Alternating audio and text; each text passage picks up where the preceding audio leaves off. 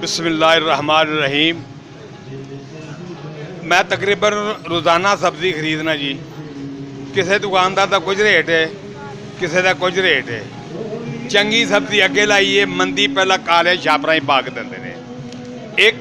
एक रेट किसी का भी नहीं और रेट और सब्जियां वाले भी कल्पते ने पे कि सानू पिछों महंगी मिलती है, असी की करिए।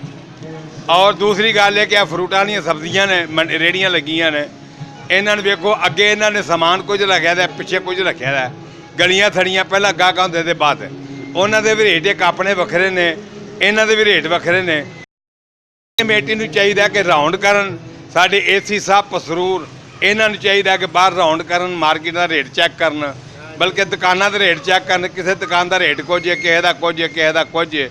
गल्लां करी ते आंदे महंगी लिआंदी है, असीं लिआउने इंज करने आ, सब्जी मंडियों महंगी मिलती है। ये भी बेचारे मजबूर ने, तो खरीदने वाले बहुते मजबूर ने। 500 रुपया घरों लियाईदा, दो चीज़ां नहीं मिलदियां, 500 रुपया मुक जाता। तो जनाब दी पसरूर दे एसी साहब अगे और माल कमेटी वालों के अगे रिक्वेस्ट है कि बाहर निकल के इन्हां रेट शेट चैक करन।